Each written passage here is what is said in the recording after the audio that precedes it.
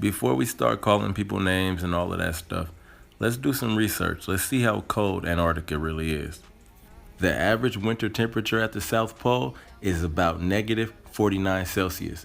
Let's find another place on Earth that's comparable to that and has a population of people living there. Have you ever imagined what the toughest, most extreme climate on planet Earth looks like?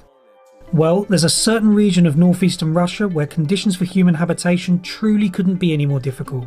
The region of Yakutia is widely known as one of the coldest, most brutal regions on planet Earth, where midwinter temperatures regularly fall below minus 60 degrees Celsius. Now remember, on average, Antarctica reaches negative 49 degrees Celsius, while this place reaches below negative 60 degrees Celsius and has been known to go as low as negative 71 degrees Celsius, all while people live here.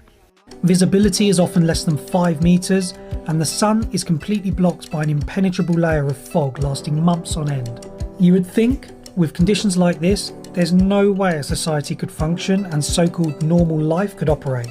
But there are actually a group of people that have called this region home for generations and have not only survived, but thrived. Meanwhile, in Antarctica, the temperature is 10 degrees Fahrenheit.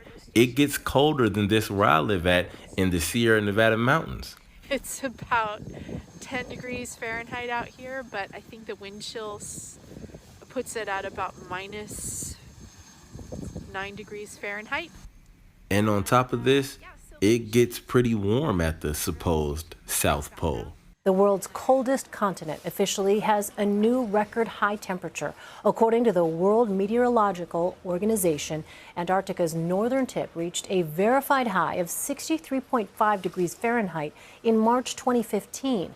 That broke the old record of 59 degrees Fahrenheit. That was set in January of 1974. Now, there has to be some other reasoning behind why you can't go to this place, aside from its supposed inhospitableness, because as you can see, it's survivable.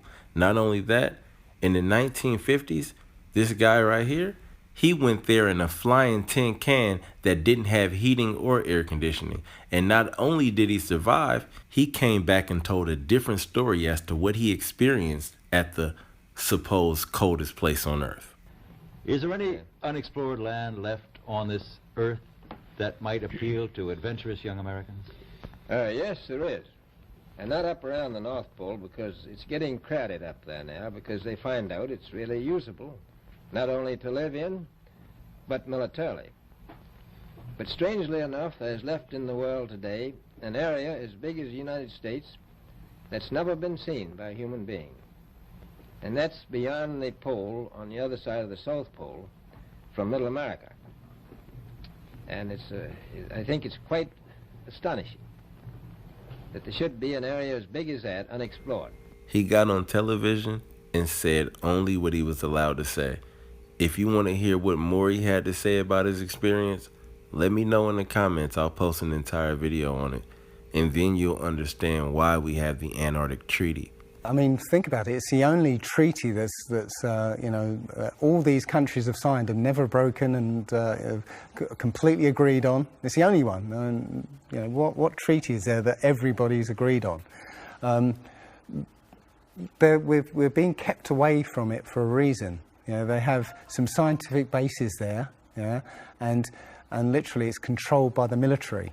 If you try and go there by yourself, you will be sort of picked up and escorted back. There was a guy called Jarls Anderhoy who tried to take a mission to the Antarctica, and he was picked up and taken back by the military. It's a good reason, because they don't want you finding out what's beyond. Admiral Byrd he actually did four expeditions. And most of them were military expeditions with huge military groups, thousands of people, planes, boats, the works. And yes, he confirms in an interview that he discovered a continent as big as the continental United States out there, that was with warm water lakes and mountains and everything, that was completely uninhabited. And he described it as the other side of the South Pole to Middle America. So on the globe, that means it would be somewhere in the Indian Ocean. There's a huge continent that nobody knows about. So yeah, there's more going on than meets the eye. The other thing is, after Admiral Byrd came back after his last expedition, Antarctica was sealed off, and both America and the Russians started firing nuclear missiles straight up.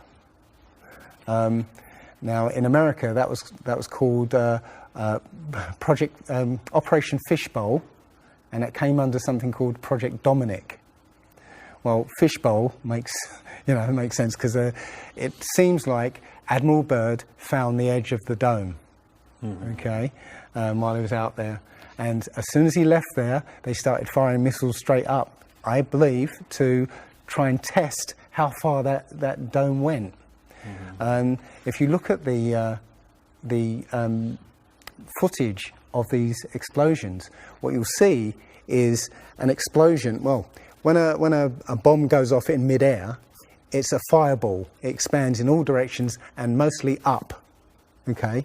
Now, if you look at these explosions on Operation Fishbowl, they explode outwards in a ring, which means it's exploding against something because it can't rise with the heat. So it's exploding against something and exploding outwards, okay? And the middle of the explosion, you'll see it glows, hot, and then it cools over time. So it looks to me like they were exploding against a dome. Now, I said it was Operation Fishbowl, obviously Fishbowl, but there's a chap called Rob Skiba who discovered that the Project Dominic, the word Dominic means of the Lord. Fishbowl of the Lord. So I believe they clearly know that we're in an enclosed system, and Admiral Byrd found the edge, and they've tested to see how far it goes up.